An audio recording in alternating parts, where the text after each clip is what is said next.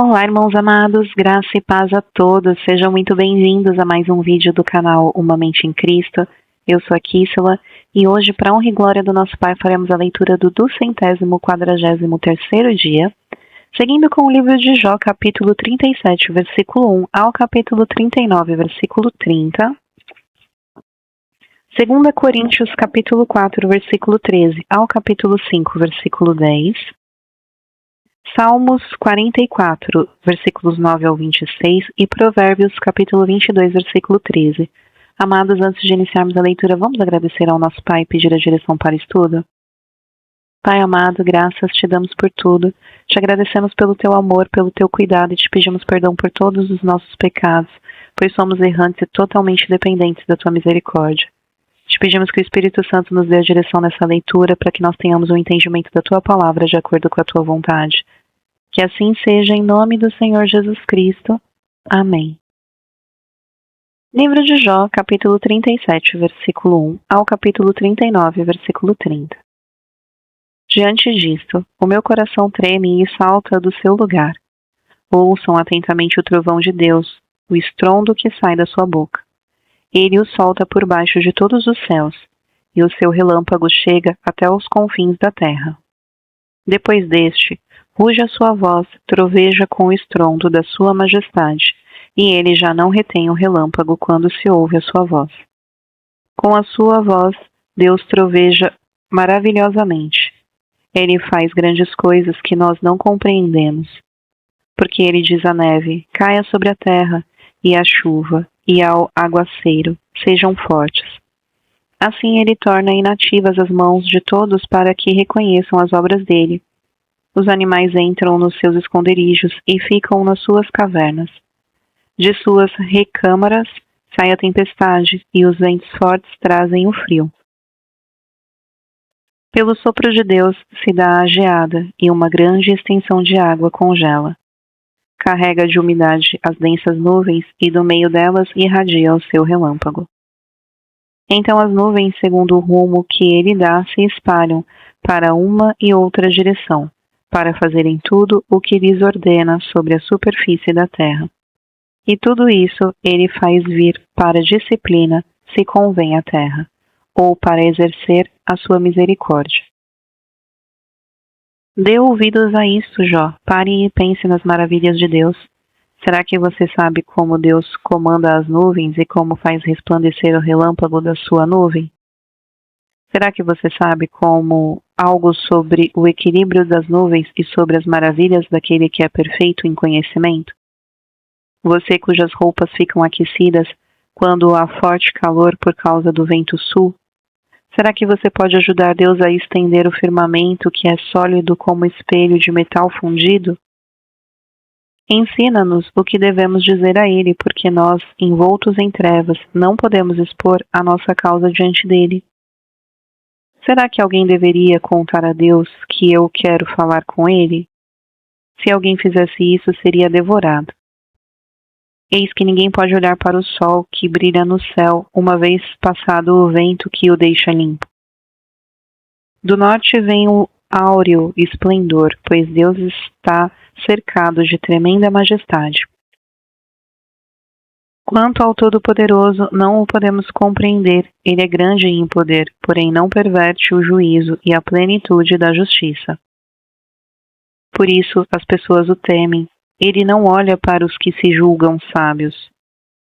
Então, do meio de um redemoinho, o Senhor respondeu a Jó e disse: Quem é este que obscurece os meus planos com palavras sem conhecimento? Cinja os lombos como homem, pois eu lhe farei perguntas e você me responderá. Onde você estava quando eu lancei os fundamentos da terra?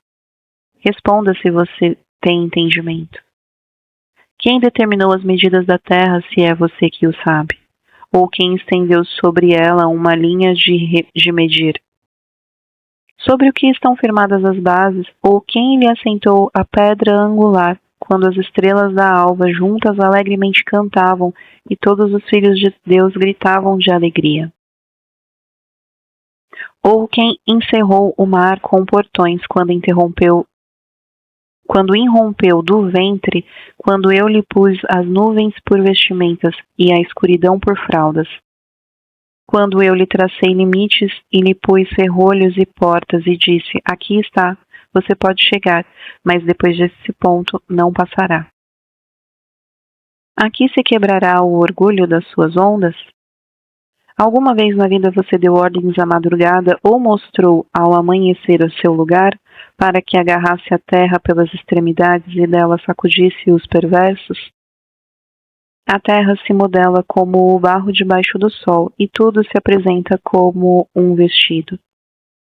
Dos ímpios é retirada a sua luz e o braço levantado para ferir se quebra. Você foi até as nascentes do mar ou percorreu o mais profundo do abismo? Será que a você foram reveladas as portas da morte? Você viu essas portas da região tenebrosa? Você tem noção clara da largura da terra? Responda se você sabe tudo isso. Onde está o caminho para a morada da luz? E quanto às trevas, onde está o seu lugar, para que você as conduza ao seu território e conheça o caminho para a sua casa? Você sabe isso porque nesse tempo já era nascido e porque é grande o número dos seus dias. Você alguma vez entrou nos depósitos da neve? Ou viu os reservatórios do granizo? Que eu guardo até o tempo da angústia, até o dia da batalha e da guerra? Qual é o caminho para o lugar onde se difunde a luz e onde o vento leste se espalha sobre a terra? Quem abriu canais para o aguaceiro ou o caminho para os relâmpagos e trovões, para fazer chover sobre a terra, onde não há ninguém e nos lugares desertos onde ninguém mora, para sedentar a terra deserta e assolada e para fazer crescer os renovos da erva? Por acaso a chuva tem pai? Ou quem gera as gotas do orvalho? De que ventre procede o gelo? E quem dá a luz à geada do céu? As águas ficam duras como a pedra e a superfície das profundezas se torna compacta. Será que você pode atar as correntes do sete estrelo e soltar as cordas do Órion?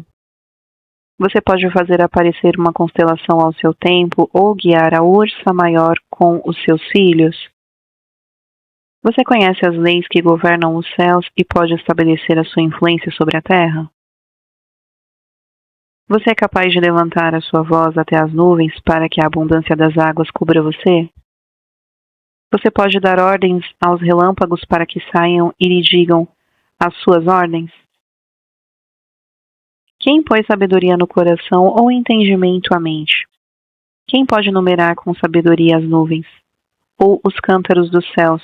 Quem os pode despejar para que o pó se transforme em massa sólida e os torrões se apeguem uns aos outros? Será que é você que caça a presa para a leoa ou mata a fome dos leõezinhos quando se agacham nos covis e ficam à espreita nas suas covas? Quem prepara o alimento para o corvo quando seus filhotes clamam a Deus e andam vagueando por não terem o que comer? Você sabe o tempo em que as cabras monteses têm os filhos ou cuidou das corças quando dão as suas crias? Você pode contar os meses que se cumprem? Ou sabe o tempo do seu parto? Elas se encurvam para terem seus filhos e lançam de si as suas dores. Seus filhos se tornam robustos, crescem no campo aberto, saem e nunca mais voltam para elas. Quem pôs em liberdade o jumento selvagem? Quem soltou as suas cordas? Eu lhe dei o deserto por casa e a terra salgada por morada. Ele se riu do tumulto da cidade, não ouve os gritos do guia. Os montes são o lugar do seu pasto e andam à procura de tudo o que está verde. Será que o boi selvagem aceitará trabalhar para você? Será que ele passará a noite junto da sua manjedoura? Por acaso você consegue prendê-lo ao arado com cordas? Ou irá ele atrás de você para desfazer os torrões dos campos do vale?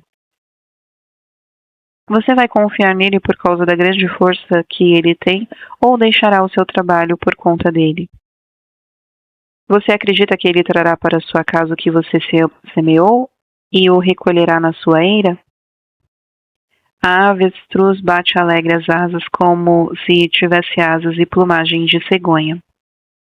Ela põe os seus ovos no chão e deixa que sejam chocados na areia. E se esquece de que algum pé os pode esmagar, ou de que os animais do campo podem pisá-los. Trata com dureza os seus filhos como se não fossem seus. Embora seja em vão o seu trabalho, ela está tranquila, porque Deus lhe negou sabedoria e não lhe deu entendimento.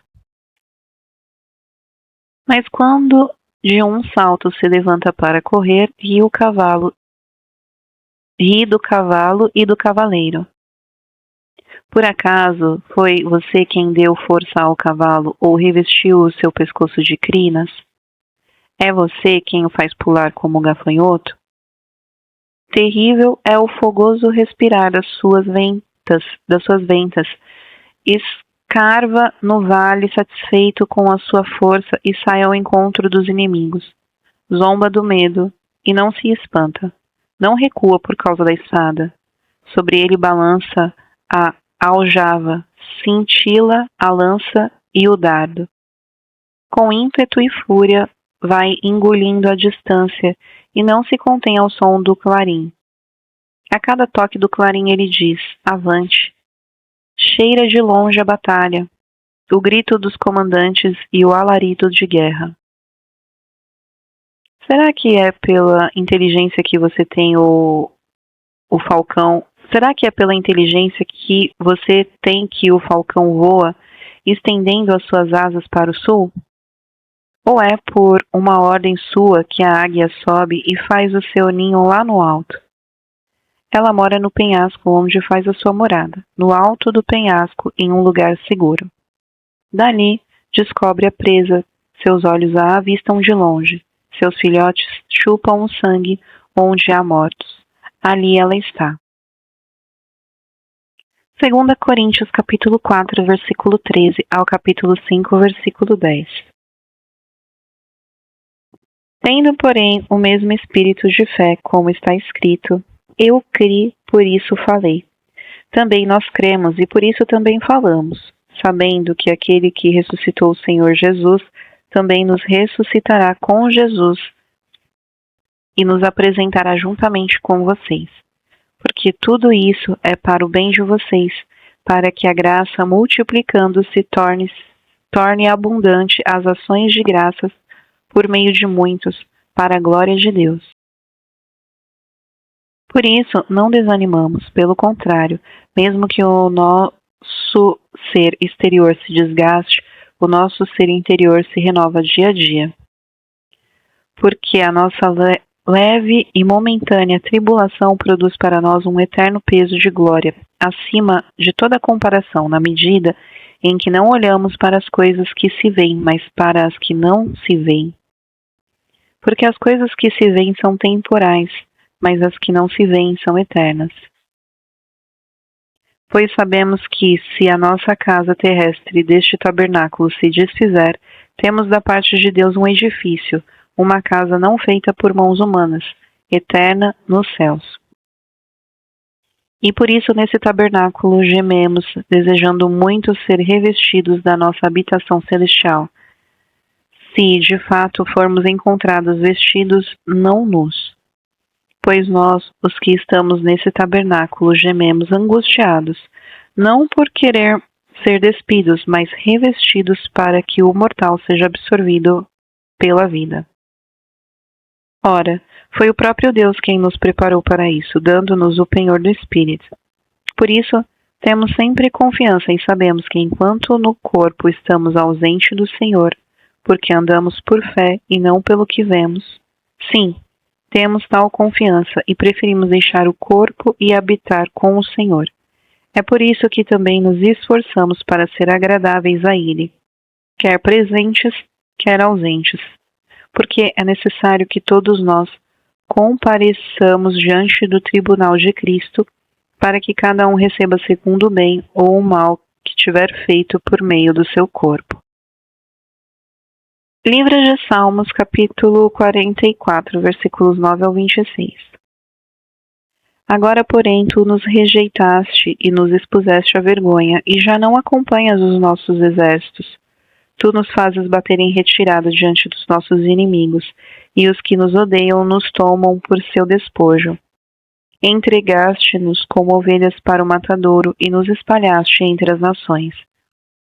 Vendes por nada o teu povo e não tens lucro com a sua venda. Tu nos fazes objeto de deboche para os nossos vizinhos, de escárnio e de zombaria aos que nos rodeiam. Tu fazes de nós provérbios entre as nações, os povos nos veem e balançam a cabeça. A minha humilhação está sempre diante de mim, o meu rosto se cobre de vergonha, ante os gritos do que afronta e blasfema. À vista do inimigo e do vingador. Tudo isso nos sobreveio, entretanto, não nos esquecemos de ti, nem fomos infiéis à tua aliança. O nosso coração não voltou atrás, nem os nossos passos se desviaram dos teus caminhos, para nos esmagares onde vivem os chacais e nos envolveres com as sombras da morte. Se tivéssemos esquecido o nome do nosso Deus, ou se tivéssemos estendido as mãos a um Deus estranho, será que Deus não teria descoberto isso, Ele, que conhece os segredos dos corações? Mas, por amor de ti, somos entregues à morte continuamente. Somos considerados como ovelhas para o matadouro. Desperta, porque dormes, Senhor. Desperta, não nos rejeites para sempre, porque escondeste o rosto e te esqueces da nossa miséria e da nossa opressão. Pois a nossa alma está abatida até o pó, e o nosso corpo está como que pegado no chão. Levanta-te para socorrer-nos, resgata-nos por amor da tua bondade. Provérbios capítulo 22, versículo 13. O preguiçoso diz: um leão está lá fora, serei morto no meio da rua.